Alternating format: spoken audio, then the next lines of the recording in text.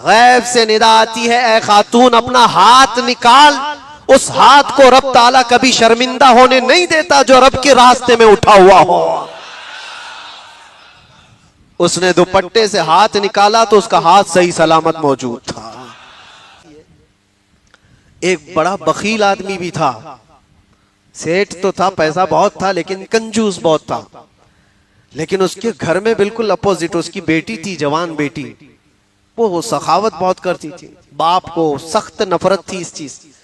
कंजूस आदमी हमेशा सखी लोगों से चिढ़ता है, उसको लगता है ये सब फजूल खर्ची करते हैं, क्यों देते हैं इनको। उसको बार बार यही लगता है, इनको नहीं देना चाहिए, गरीबों को, मिस्किनों को। ये सब अय्याशी करते हैं, ये फलां करते हैं, वो करते हैं। हजार तरह के उसके पास वजूहात होते हैं नहीं खर्चा करने के, और सखी के पास कोई वजह नहीं होती। वो देता है और उसके बाद ये सोचता है उसकी जिंदगी है, अल्लाह ने तो सिर्फ ये कहा है दे दो, ये नहीं फरमाया मौत तक उसके पीछे लगे रहो, कहां खर्चा करता है देखते रहो। अल्लाह ने ये हुक्म नहीं दिया है, दे दो। और वो कहां खर्च कर रहा है उसका जिम्मेदार वो है। बनी इसराइल की वो लड़की खैरात कर देती थी। एक बार ऐसा हुआ कि उसका बाप माल को बहुत महफूज जगह पर जमा करके रखता था। एक दिन वो अपने माल को महफूज जगह बंद करना भूल गया और घर में सखी बैठी हुई थी। इत्तेफाक से उस दिन कोई फकीर आया, वो जमा किया हुआ जितना था उठा करके उसने दे दिया। बाप की तो मौत के बराबर था। वो एक कोई कोड़ी देना नहीं चाहता था, फूटी कोड़ी, और ये उसकी बेटी पूरा उठा करके दे दी। इतना गुस्सा आया उसके बाप आया और आ करके उसने तेज एक तलवार लेकर उसका हाथ ही काट दिया, अपनी बेटी का हाथ काट दिया। जब हाथ कट गया, जालिम बखालत में कभी कभार आदमी ऐसा ही हैवान बनता है। दर्द से शिद्दत से तड़पती रही। उसके बाद जैसे भी इलाज मुआलजे के बाद, हाथ तो कटा हुआ था, हाथ कटा हुआ था। अब उसी कटे हुए हाथ के साथ तो वो जी रही थी। जब जवान हो गई, अब रिश्ते तो आते हैं, शादी भी होनी है। वो ऐब है लड़की के अंदर, एक कटा हुआ हाथ, उसको कौन शादी करे। इतनी हसीन और जमील खूबसूरत सब कुछ है उसके पास, लेकिन हाथ नहीं। इत्तेफाक ऐसा था कि एक बहुत बड़ा शहजादा था, उसको ये पसंद आ गई, बड़ा मालदार भी था, और उसने कहा कि मैं इस खातून से शादी करूंगा। वो बहुत बड़े घर का शहजादा था, रईस ज़ादा था। निकाह का पैगाम भेजा, और ये जो कंजूस बकील था, इसने सख्ती से मना करके रखा था, टूटा हुआ हाथ दिखाना मत वरना शादी भी नहीं होगी, जिसको भी है इसी टोपी डाल देंगे, मना कर रखा था। और इसी मना में उस शहजादे ने पसंद भी किया, शादी भी करीब हो गई, सब हो गए। अब इस लड़की को एक गम सताता था, आज या कल तो पता चलना है। जब घर पर जाऊंगी बिया हो करके, शादी के बाद जब रुखसत होकर जाऊंगी, तो कभी ना कभी तो ये हाथ का पता चल ही जाएगा, फिर क्या होगा मेरे साथ। उस वक्त बड़े जुल्म भी होते थे, धोखे के मुतालिक बड़ी सजाएं थी। वो खातून लड़की बड़ी डरी हुई भी थी। बहरहाल शादी हो गई, डोली सज संवर करके दूल्हे के घर चली गई। जब वो दुल्हन अपने दूल्हे के घर आई, तो अब बात ये थी कि रात को जब दस्तरखान बिछा दिया गया खाने के लिए, पहला दस्तरखान, दूल्हा भी बैठा है, उसके घर वाले भी बैठे हैं और दुल्हन बैठी हुई है।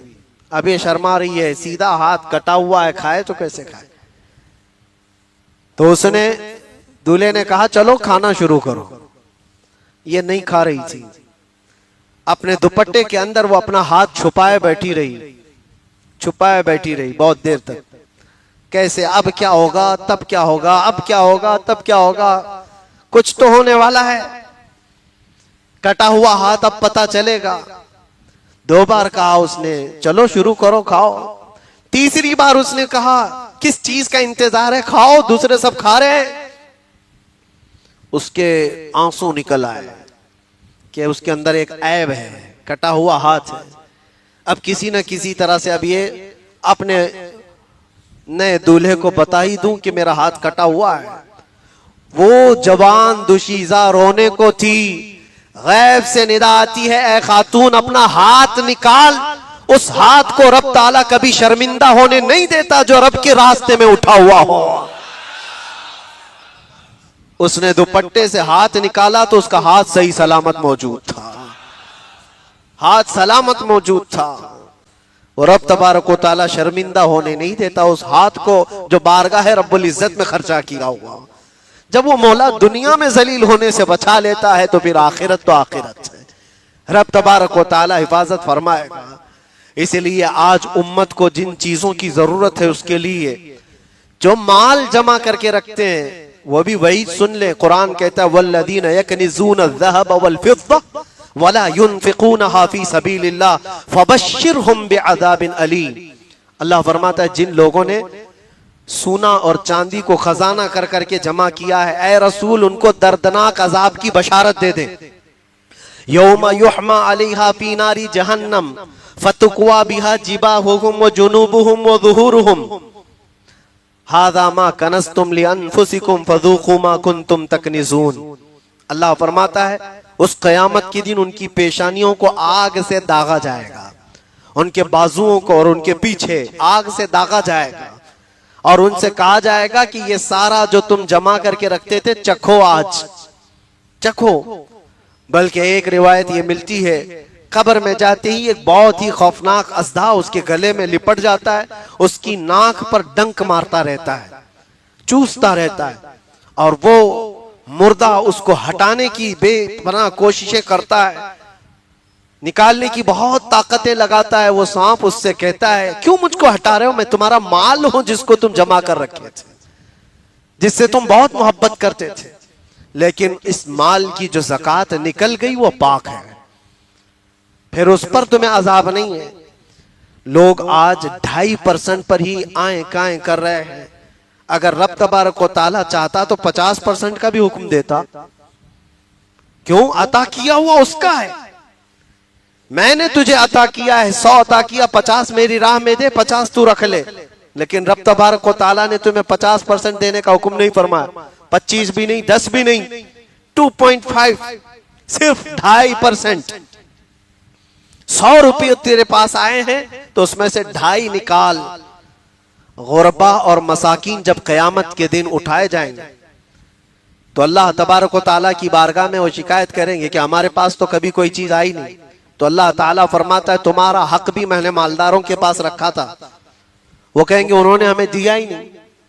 इसीलिए कुरान में अल्लाह फरमाता है वफी अमवालिहिम हक्कुन लिस्साइल वल महरूम, तुम सबके माल में उनका भी हक रखा गया है। तुम खैरात करके बड़े मत बनो, अपने आप को ये मत समझो कि मैं बहुत बड़ा आदमी हूं इतने खैरात, तुमने उनका हक दिया है जो तुम्हारे माल में अल्लाह ने दिया था तुम्हें। बहरहाल अब इस हदीस पर मैं पूरी तशरीह करता जाऊं तो बहुत वक्त चला जाएगा। खुलासा कलाम यही है कि जब हमारे हाकिम अच्छे लोग होंगे, हमारे मालदार लोग सखावत करने वाले होंगे और हमारे मामलात शूरा में तय किए जाएंगे तो हुजूर ने फरमाया जमीन का ऊपर वाला हिस्सा तुम्हारे लिए अच्छा है, लेकिन जब तुम्हारे हाकिम सबसे शरीर लोग हों जैसे आज के हैं, मुझे कोई मसला नहीं है इस पर, आज के सबसे शरीर हाकिम हैं और खुल करके हम अर्ज करते हैं, बयान करते हैं, जितने झूठे हैं जितने चोर हैं वही सब के सब जमा होकर बैठ जाते हैं कुर्सियों पर। इनको जो कुर्सियों का लालच है ये इनकी शरारत और इनकी बदमाशी की ही सबसे बड़ी अलामत है। वरना इमाम आजम अबू हनीफा रज़ी अल्लाह ताला अन्हु जानते हो, करोड़ों मुसलमान जिसकी इक्तिदा करते हैं वो आज 6000 खत्मे कुरान एक जगह पर जिन्होंने किया है, वो उम्मत के सबसे अच्छे लोगों में से थे कि नहीं? सबसे अच्छे लोगों में से थे। 80,000 मसलों का हल जिन्होंने उम्मत को पेश करके दिया हो। वक्त का बादशाह उनको बुलाता है और कहता है आइए, आपसे ज्यादा बेहतर कोई नहीं, आपको चीफ जस्टिस की कुर्सी दी जाती है। चीफ जस्टिस, काज़ीउल क़ुज़ात। आप क्या फरमाते हैं जानते हो? मैं उसका लायक नहीं हूं। इमाम आजम अबू हनीफा कहते हैं मैं उसका लायक नहीं हूं। काज़ीउल क़ुज़ात का मनसब दिया था बादशाह ने।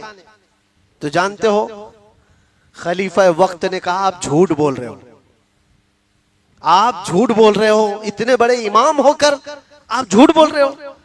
तुरंत हजरत इमाम आजम अबू हनीफा ने कहा बादशाह इस्लाम फिर आप ही फैसला कर लो, जो झूठ बोल सकता है वो काजी उल कुजात कैसे बन सकता है? आप खुद ही कह रहे हो कि मैं झूठ बोल रहा हूं, और जो झूठ बोल सकता है फिर वो काजी उल कुजात कैसे बन सकता है? लिहाजा मुझे माफ कर दे। उन्होंने मनसब को कभी कबूल नहीं किया। लेकिन यहां तो होड़ है, जिसको पेशाब करने का सलीका नहीं आता वो भी बड़ी कुर्सी चाहता है, सबसे ऊंची कुर्सी उसको चाहिए। और कितने तो ऐसे नशे में झूमते रहते हैं, वो हाकिम है, उमूर हुकूमत उमूर ममलकत उनके हाथ में है। इसीलिए ये क़यामत की निशानियां हैं। अल्लाह के नबी सल्लल्लाहु अलैहि वसल्लम ने फरमाया है